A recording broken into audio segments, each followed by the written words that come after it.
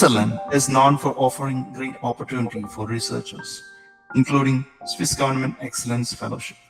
Today, on our PhD PDF podcast, we are talking about how to win the Swiss Government Excellence Fellowship.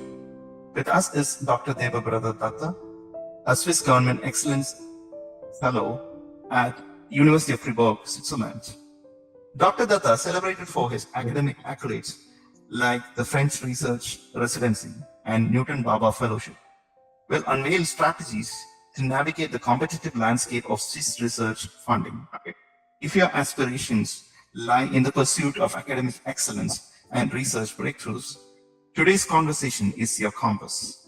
So, welcome Dr. Dutta to our podcast, and our listeners would like to hear a few words before we start our discussion. Thanks, PhD and PDF community, for giving me the opportunity to share my thoughts about Swiss Government Excellence Scholarship. As already Prem mentioned everything in the introduction section very clearly about my background, I want to add a little more, like I am doing research on plant biology, plant molecular biology. In my background, I did my BSc and MSc in plant biology from Kolkata Presidency College. Then I did some research at IIT Kharagpur, Bose Institute, and then I moved to Dublin for my first postdoc. So this is my second postdoc, which I'm doing now with the Swiss Government Excellence Scholarship at the University of Fribourg. So I will be happy to answer the questions like how to apply for this scholarship, and I will also, after this meeting also, I will be available with you for clarifying your thoughts. Okay, welcome, Dr. Dutta. So maybe as a starting note, let's understand what is Swiss Government Excellent Fellowship it's all about, maybe in simple language, and how is it different from the other fellowship? And can you walk us through the application procedure for this same fellowship? Yes, Swiss government generally grants scholarship to the foreign researcher to conduct research at Swiss higher educational institutions like Swiss universities, Federal Institute of Technology, and University of Applied Sciences, arts and music schools. This is to promote educational exchange or international exchange and research concept between Switzerland and from over more than 180 countries. So this scholarship, the good thing is that throughout the world, like from any countries, anybody can apply. This is the main difference. Like it is very huge and massive. Like 180 countries, you can imagine anybody can apply. So as you know, Swiss holds neutral position, and they have very good diplomatic relation throughout the world.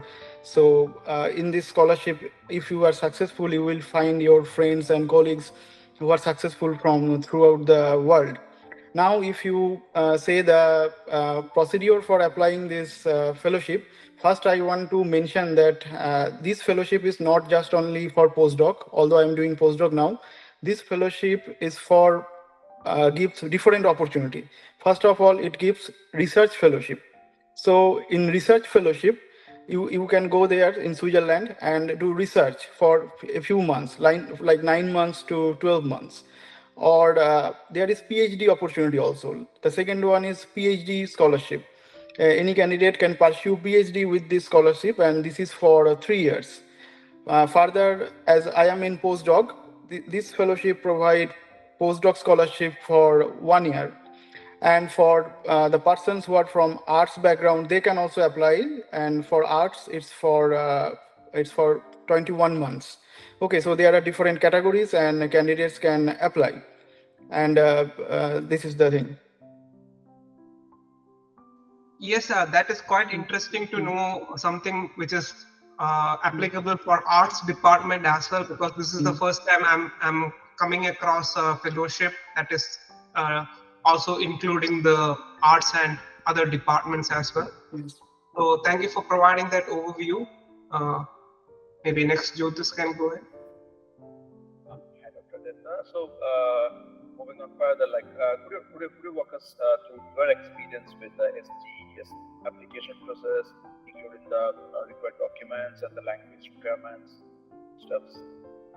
Yes, I came to know about this Swiss Government Excellence Scholarship from an email from the director of my institute where I was doing my PhD that time, Bose Institute, back in 2019. From that time, this was in my mind to apply for this scholarship for postdoc. So I was continuing, and during when I submitted my PhD thesis back in 2022, I applied for this postdoctoral fellowship. In the initial year, I was not successful. That year, I was not selected. Next year, I applied again, and I was selected. I did some modification, and I selected. So if you ask about the required documents for this postdoctoral fellowship, I will highlight what are the required documents. Like for postdoc, you need the PhD certificate, and in case of other scholarship, like who are doing research for short-term research, they definitely need to submit their masters, or who are applying for PhD, they need to submit their master's certificate. So the first one is the PhD degree certificate, and the second one is you require a copy of the letter from an academic host professor from Switzerland who is agreeing to host you. This is very crucial thing, and you also require a detailed CV of that supervisor. The third thing you require is that a research proposal, including a timeline. So this is the centerpiece of the application, your research proposal. This will carry a very high weightage for selecting you. The fourth thing is the Federal Commission application form, which is available. I will provide you the link later. So you have to download the application form and send it to the embassy. So you need to send them the application form. It includes the details like your personal details, where you completed your previous degrees, and all those things. The fifth thing is that you need to submit a full CV, detailed CV. And the sixth thing, you need to submit a letter for motivation, like a motivational letter, which generally is for maximum 2 page. You need to clearly mention why you are motivated for this scholarship, for this lab. You have to mention it in details. The seventh one thing is that you need to provide them two confidential letter of recommendation from your field, preferably your PhD guide, and another one is who knows you very well. So this is the thing. The eighth thing, you need to submit the photocopies of the certificates and grade sheet, all of the things. If this is not in English, you can submit in French, Italian, or German. But in India, generally, we all have English certificates. So like certificates in English. So it's fine for us. But if it's not in English, French, Italian, or German, then you need to submit a translated version of those certificates. And the ninth thing is what you need is the medical certificate. That's also in their prescribed format. From the embassy, you will receive the prescribed format. You need to go to your family doctor, and they will certify that you are fit enough to conduct research here in Switzerland. And finally, you need to provide them your copy of your passport. So you have to print all those documents. You need to then fill up these things and send in 2 copies to the nearest Swiss embassy. So the thing is that the main difference from other fellowship is that in other fellowship you generally apply online, but here the procedure is that you have to approach to the nearest Swiss embassy. There is dedicated email IDs for this fellowship. You have to contact them over email. They will send you the application online. You have to print out and fill those all thing up, and then send it by post, the hard copies, to the embassy. And generally you also need to inquire that did you miss anything or they require anything else. But if you do it, follow the instruction, it's very clearly mentioned. They will accept that okay, everything is there, and they will send the application from your embassy to directly to the Switzerland. And another good thing is that for this fellowship, you do not need any English language certificates like IELTS or other language certificate. If you have it, you can mention it in your CV. That's fine, or you can give a copy. But as per my knowledge, this does not carry any extra weightage. Okay, so this is for postdoctoral position, the fellowship that you mentioned, right? Yes. But and you also mentioned related to the Swiss Government Excellent Fellowship is applicable for the PhD positions as well. So even for the PhD, the language requirement is something that this fellowship looks for. For PhD also, as per my knowledge, they do not need any language requirement. And how is the general like coursework system in Switzerland? Like, do we need to do coursework before entering into the research as what we do here in India? No, as per my knowledge, they do not require to do that much coursework. They need some lab rotation kind of things are there. Like if you do not know any technology or anything, you can go to any lab and acquire that knowledge. But as per my knowledge, it's not absolutely not necessary. And the thing is that all Swiss university, they have 4 official language like German, French, Italian, and Romance. So yes, they talk in English. The with supervisor, you will communicate in English. You will write in English, but officially English is not their language, so they do not uh, put emphasis on that thing. Okay. Yes. Yes. I have few questions. Yes. Debabrata, like I have very less number of publications less number of publication that too in less impact factor only. Actually, I'm also plant science students or agriculture students. I have like few publications only 1.5 impact factor, 2 impact factor, and 3 impact like that only. So, do you have any chance to get this fellowship, or we have to wait for some more time for some more publications, or our idea only matters? Is there anything like that? Yes, first you have to understand like how competitive is this fellowship. Okay, then I will come to your scenario. Okay, so if you see the last year, like 2023-24, there was around 612 Yeah. application in total, like in like research fellowship, PhD fellowship, postdoc, and arts, all covering all those things. In total, there was 612 application. Out of those, they selected Okay. 210 new application. So broadly, one third application is selected. So it's a very like high chance that you will be selected. If you compare with other international fellowships like Marie Curie or Humboldt, the selection chance is very less, like 1 out of 10, like that. But in case of this fellowship, you will have high chance. Now, as you are asking, publication or its impact factor. So my suggestion is you do not have to consider this thing, because when I applied first time and second time also, I did not have that much high impact publications. Impact factor are for journals, not for the researchers. I had one paper around 3.5 or some impact factor. That's all, and other two paper my that did not even have impact factor at that time. Now it has impact factor, but at that time it did not have impact factor.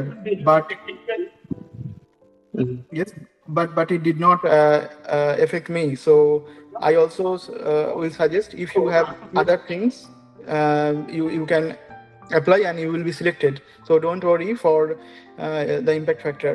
Like if your supervisor and your project is good, you will be selected.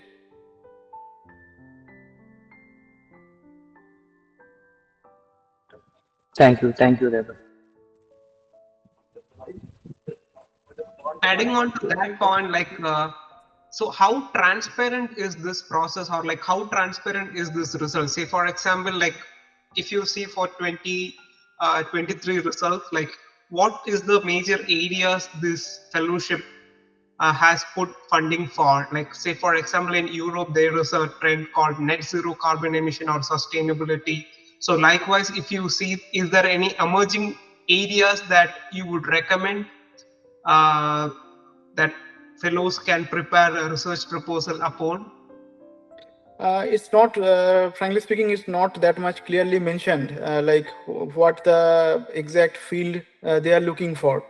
Okay, but in my application, I clearly mentioned like uh, what is the application of my project, and it's towards reducing pesticide use, reducing carbon emission. So definitely that will have some positive impact, but it's not that much clearly mentioned, like what is its aims and objective. uh, Specifically, like, or subject wise, it's not that much clearly mentioned. But I will suggest applicants to mention it, keeping in mind what is Europe's aims and objective towards 2050 or something. And this is different because Switzerland is not a part of European Union, so they have a completely different view. So it will not align 100% with the EU. Okay, and how about the interview process over here? Actually, like, does they have any interview or like the screening process once your application is first considered, or? No, directly the funding is by Federal Commission for Scholarship for Foreign Students. So FCS do not take any interview, but generally the host professor with which the candidate will contact, generally he or she will take a few interview because he is accepting you in his lab. So definitely he want to know you.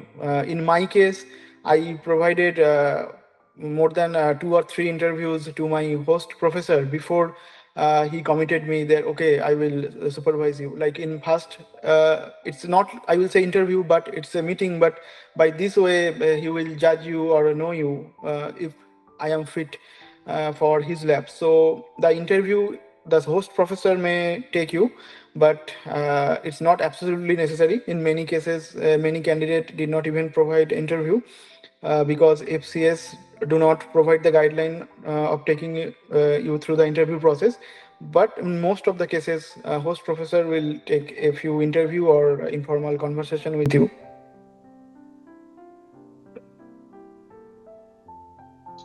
Yes, Jyotis. Yes, Dr. Dutta. Moving on further with the economical aspect of this STS, like, can you tell us how does this STS fellowship help us in terms of living expenses in Switzerland, and are there any additional support services like any orientation program or any mentorship like that? Yes, this is a very good, relevant question. Uh, as you know, Switzerland is very expensive, particularly the cities like Zurich, Basel, Lausanne, or Bern. They are much more expensive than New York or San Francisco or London. They are very much costly. In terms of scholarship, for postdoc, they provide 3,500 Swiss franc, and for PhD or all other categories, they provide fellowship like 1,920 Swiss franc. This is not too much high, but this is also not too much low to sustain in Switzerland.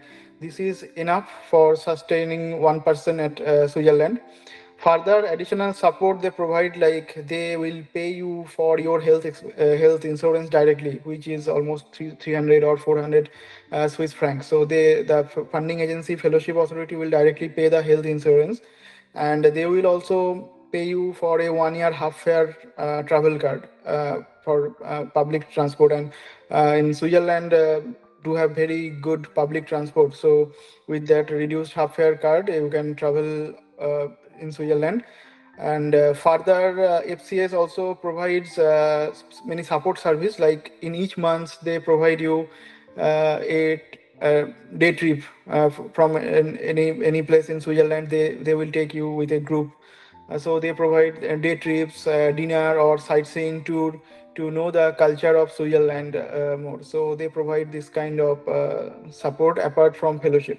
So in one line, yes, the fellowship is sufficient for one person to sustain here.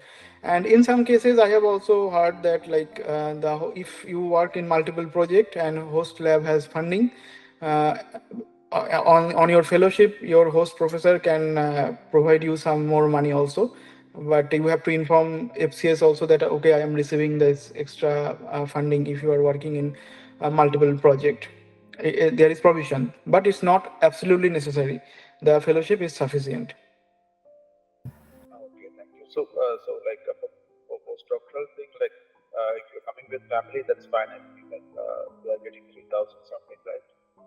Yes, so if anybody is coming with family, it's a little bit less money, I would say. It's not a good amount of money with family, and that's the thing. Thank you for this. And how do they consider the dependent, the visa as well? Like it is possible to come with a family? It's possible to come with family, but it's depending on which canton he is coming.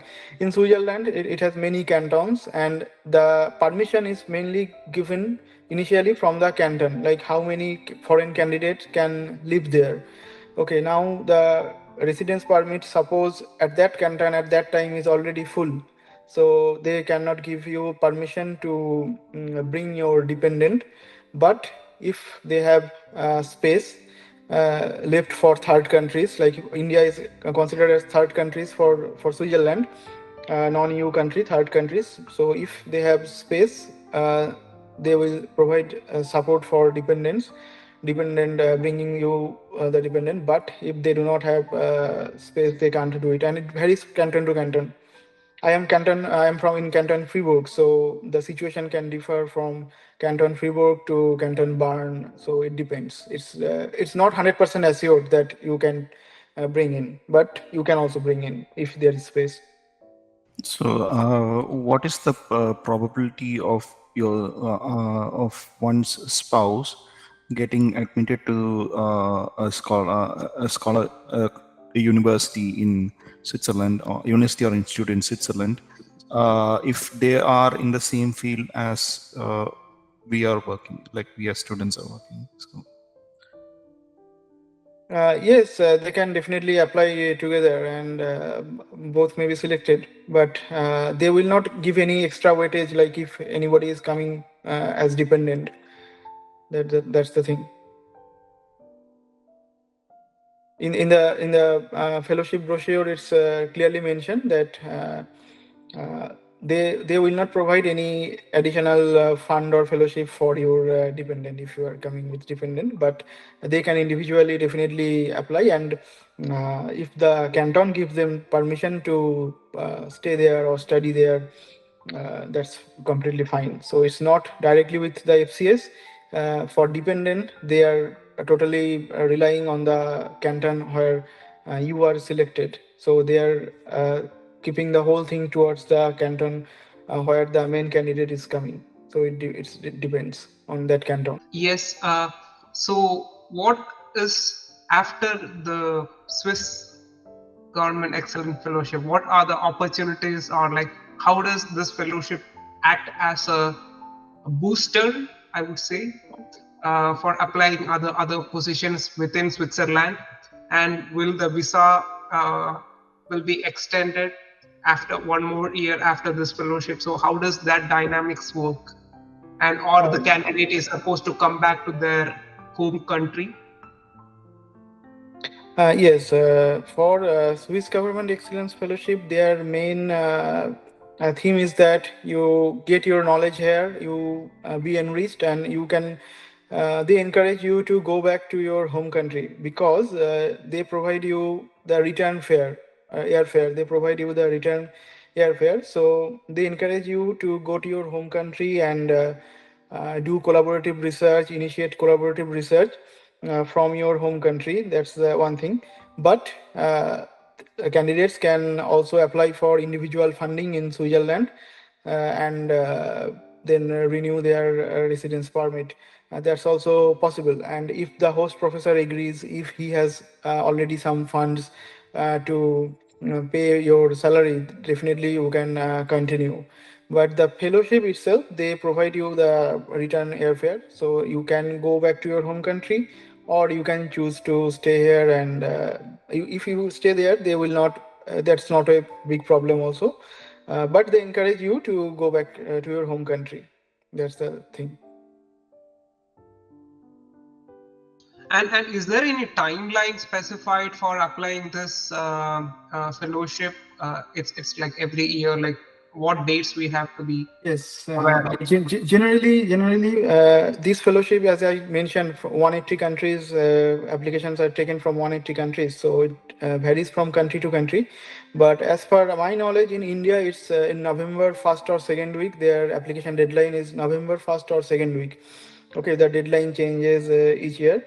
So within November, you have to send the application, and before that, almost like 3 or 4 months, the application window is open to find host professor and gather all those documents and all those things. And they declared the result also for India in March this month. For March, they declared the result, and for other countries like which are closer to Switzerland, like EU countries, they declared the result in May by May. Although in the website it is mentioned that by May you will be informed about the result, but for Indian candidate, definitely within March, all candidate gets either positive, negative, or as a waitlisted candidate, they will get their result.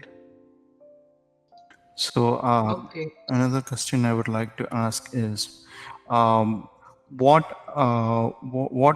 defines a successful application, and what advice would you give to someone who uh, look looks to create a successful application for this fellowship?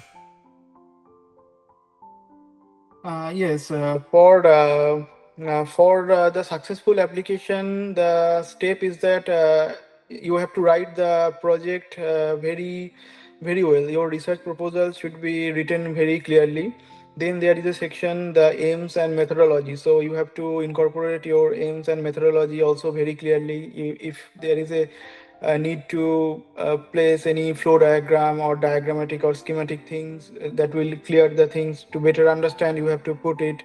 And and another important thing is that you have to write the relevance of the project for your home institute as well as for the host institute, like how this will benefit or how it aligns with the themes of ongoing work of the home institute and your host institute.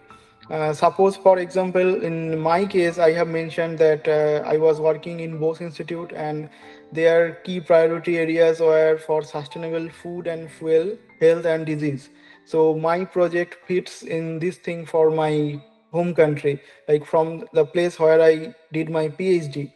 And for the host institute also, they have the similar kinds of aims and objective, so it aligns with them. Further, I also mentioned that how I will be fit in the host group. Like I mentioned that I have the knowledge of computational biology, and the host group has the skill of characterizing plant hormone transporter very well. So this will bring both of this knowledge and skill set together and will execute the project. I mentioned this very clearly, so the candidates also have to be very clear, like how this will aligns with home institute, host institute, as well as that will complement. So this will make your application stronger. Further, you have to also mention like how your project will go beyond this limited scope. Suppose, for example, what I mentioned, although my field is plant biology or agriculture, but the knowledge generating from this will better understand another transporter which is involved in human disease like cancer resistance. Okay, chemotherapy resistance sometimes happen, chemo does not work, but these proteins are very similar with those plant transporter, auxin transporter, which I am working. So although it's not directly linked, but I clearly mentioned that beyond my project also, the information which I will generate, the model which I will generate, that will be beneficial. So you have to think very deep, like in how many ways your project can be useful, and you have to mention all those things very clearly.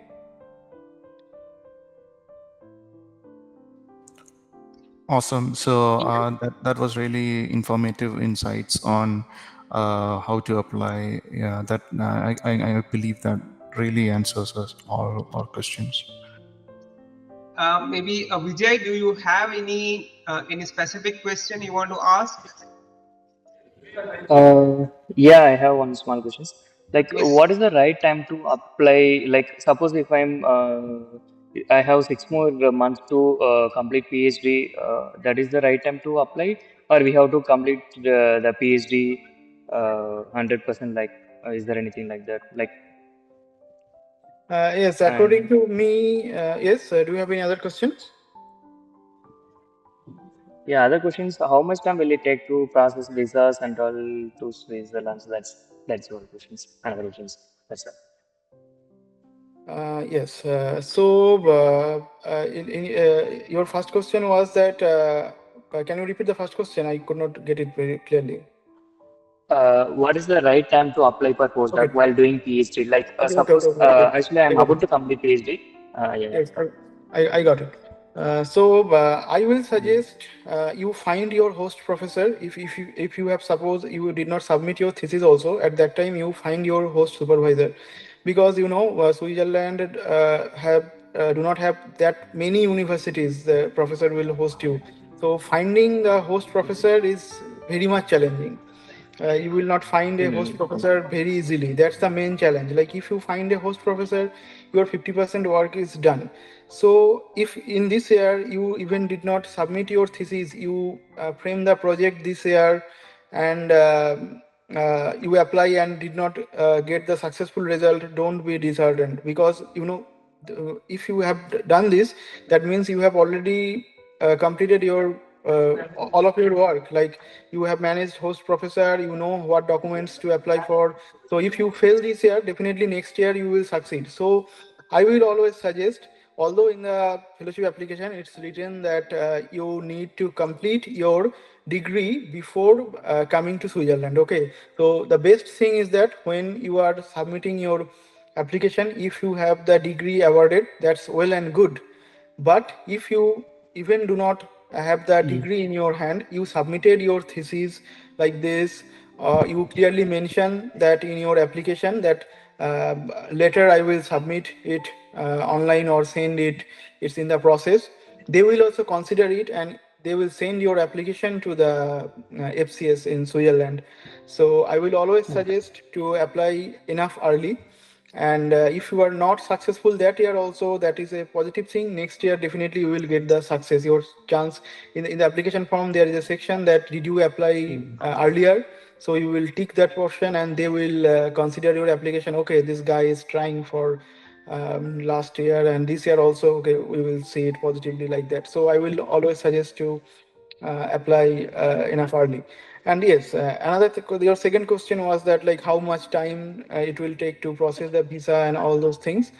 The good thing is that Mm. just if you are selected, this fellowship is from the embassy, so you will have a very nice privilege. Like you do not have to worry about the visa that much. They will send you all the documents. Like as I mentioned you earlier, here the main permission comes from the canton. Mm. So canton, just after your selection, they will offer you a contract if you are accepting it or rejecting it.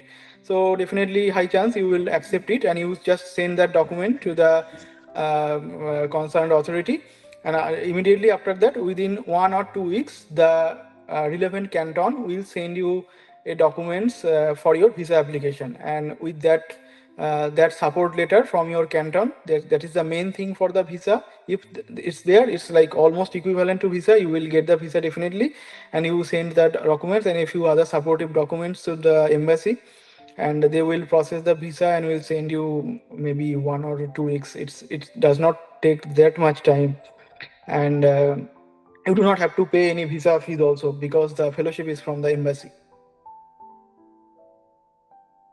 Thank you. Thank you.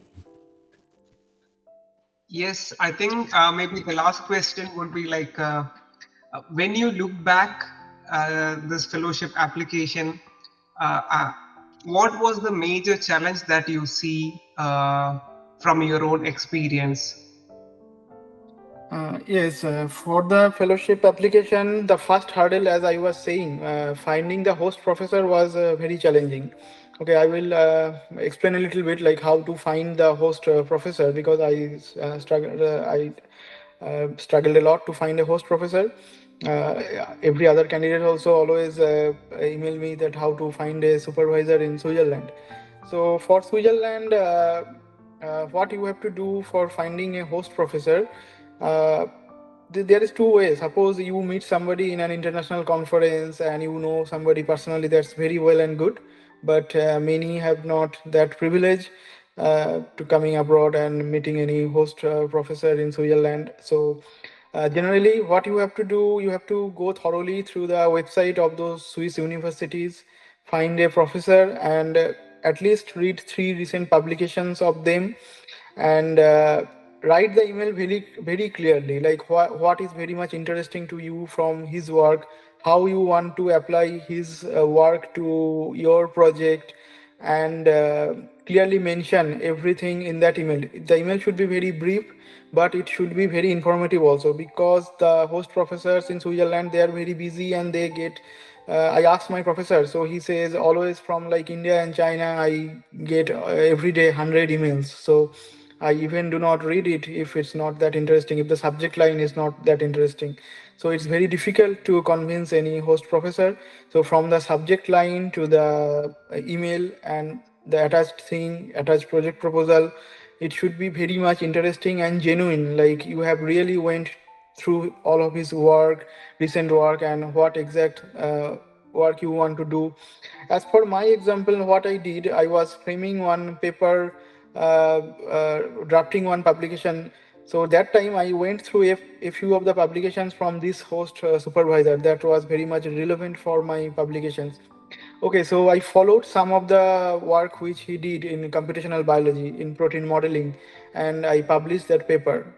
After a few months, then for the Swiss government fellowship, I uh, contact him like I used your work, your publications, and your strategy to do the model of my work, my protein of interest, and further I have some idea to apply in your system. So if you are interested, I want to discuss more.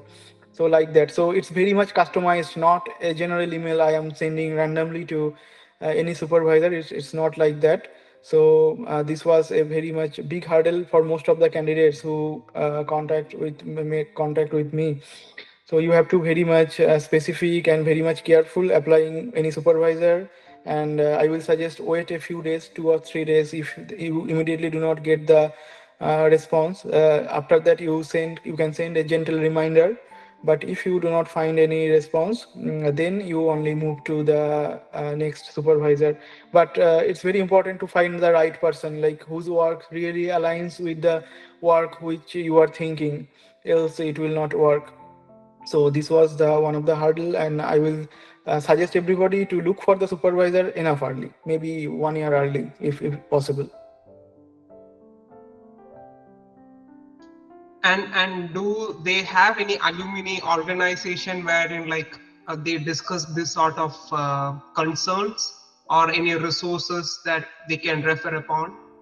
Yes, definitely they have a alumni network in LinkedIn and other group. But the thing is that out like who are not awarded the fellowship, they are not allowed to join that group. That's the problem.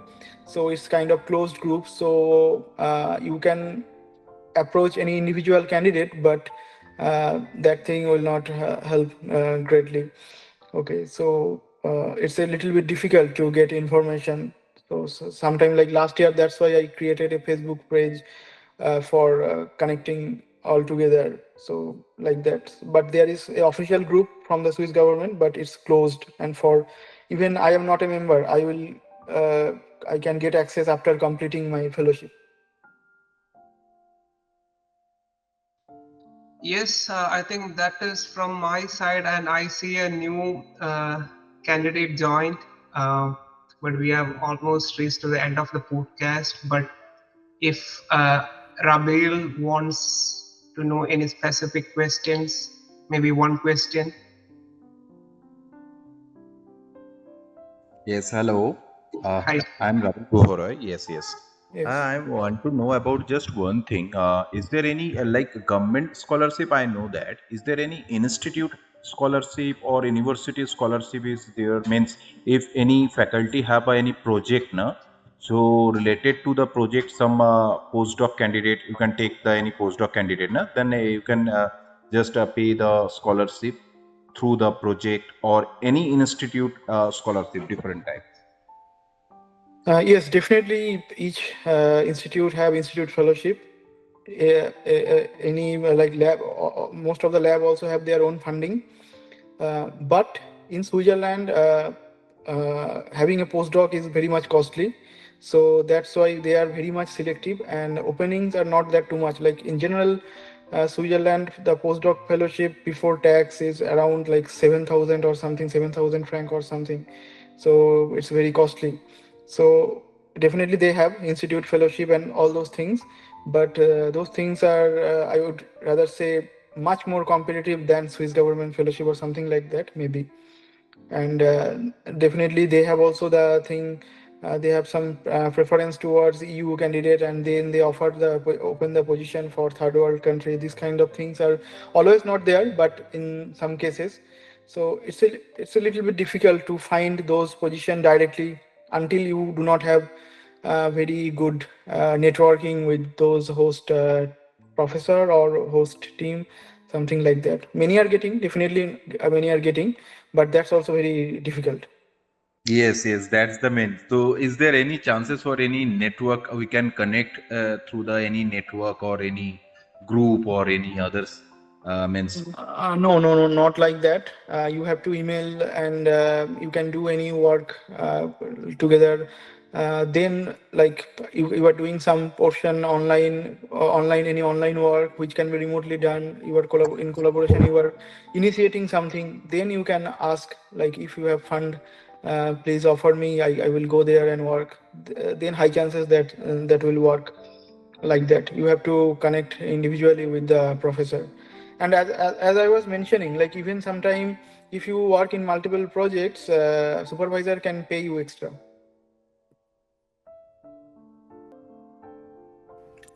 Yes, Nirmal. Yeah, you're on mute, Nirmal. Any concluding remarks?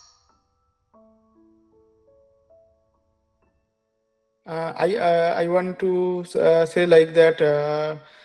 Yes, Swiss Government Excellence Scholarship is a very good scholarship. It's particularly good for like who are just finishing PhD and coming to postdoc, or completed their masters and just want an exposure outside. It's like a stepping stone. It has a very positive impact on your career. It's considered very much prestigious also.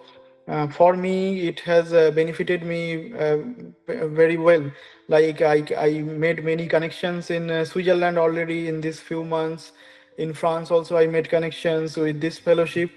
And when I applied for the Marie Curie fellowship, this fellowship has very positive impact on that one. In that feedback, I found that they mentioned that like the candidate has many international scholarships.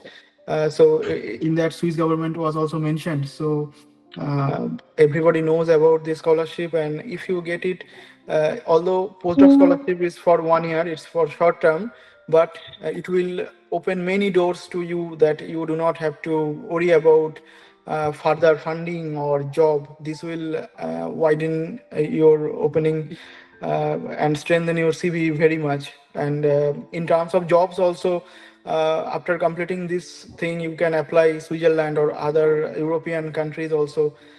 They will consider it in different ways if you are applying from India or far away, rather than if you have already Swiss government fellowship, you are in Switzerland and applying for job or further funding, further fellowship. So that will give a very huge impact. So this fellowship is as like stepping stone, the first step to your success, but this will give you very much positive. Okay, then I think we can come to the end of this podcast. Thank you so much, Dr.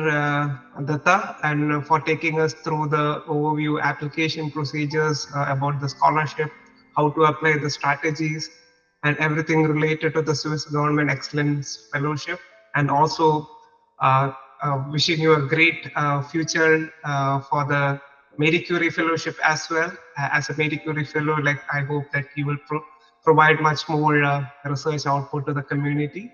And also, thank you for being a support for the research aspirants, and also you're voluntarily contacting us and being a part of this podcast. So once again, thank you on behalf of everyone for being a part of this podcast. Yes. Thank you, Jyotish, Prem, and Nirmal, for giving me the opportunity to share my thoughts on this fellowship or other fellowships also.